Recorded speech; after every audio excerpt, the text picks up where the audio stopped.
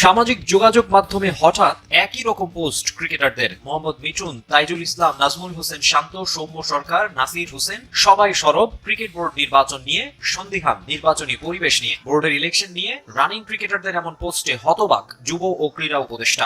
কোথাও দেখবেন না কোনো ক্রিকেটার, রানিং ক্রিকেটার খুবই দুঃখজনক যে বোর্ড ইলেকশন নিয়ে কথা বলছে, যেটা তার যে কন্ট্রাক্ট সেখানকার সম্পূর্ণ ভায়োলেশন। এই যে ক্রিকেটারদেরকে দিয়ে দৌড়াদৌড়ি করানো, আসলে শেম ফিল করা উচিত। শুধু ফেসবুক পোস্টেই নয়, আসিফ বুলবুলদের নিয়ে অভিযোগের পাহাড় তামিম ও তার সমর্থকদের। ক্রিকেট বোর্ডের ইতিহাসে কোনোদিন এত নোংরামি আমরা কোনো সময় দেখি। যদিও চূড়ান্ত ভোটার তালিকা প্রকাশের পর কাউন্সিলরশিপ নিয়ে সংশয় দূর হয়েছে তামিম ইকবালের। ক্রীড়া উপদেষ্টার ভাষ্য, না বুঝেই মন্তব্য করেছেন সাবেক অধিনায়ক। বিভিন্ন রিমারের কারণে বিভিন্ন অ্যাসাম্পশন, অনেকে আপনার কানে এসে বলবে যে ভাই আপনার কাউন্সিলরশিপ চলে যাচ্ছে।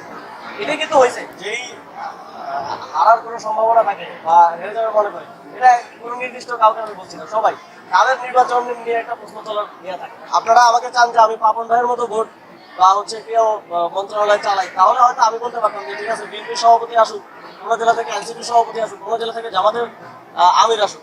কিন্তু আমি তো ওইভাবে অ্যালাউ করতে পারবো না। কোনো রাজনৈতিক দলের সভাপতি আছেন, তার আসলে ক্রিকেট বোর্ডে কি কাজ?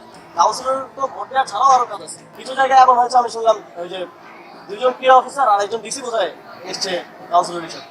আমি খোঁজ নিলাম যে কেন এরকমটা হলো। ওনারা আমাকে যেটা বললেন যে স্যার আমরা মিটিংয়ে বসছি, মিটিংয়ে 5জন সদস্য, 5জনই ক্যান্ডিডেট। সরাসরি বলা না গেলেও এবারের বিসিবি নির্বাচনে একরকম মুখোমুখি অবস্থানে অন্তর্বর্তী সরকার ও বিএনপি। সরকারের সমর্থন পুষ্ট আমিনুল ইসলাম বুলবুল আর বিএনপি সমর্থিত তামিম ইকবালকে নিয়ে আলোচনা প্রতিনিয়ত। এ নিয়ে অনেকের কপালে দুশ্চিন্তার ভাঁজ পড়লেও ইতিবাচক ভাবে দেখছেন উপদেষ্টা। নির্বাচন যদি আপনি মনে করেন যে প্রতিদ্বন্দ্বিতা হবে না, মুখোমুখি অবস্থা হবে না, তাহলে এটা তো ঠিক না। একটা জিনিস হচ্ছে, দেখার বিষয় হচ্ছে আমরা পক্ষপাতহীন এবং একটা অন্তর্ভুক্তিমূলক এবং অংশগ্রহণমূলক নির্বাচন হচ্ছে কি।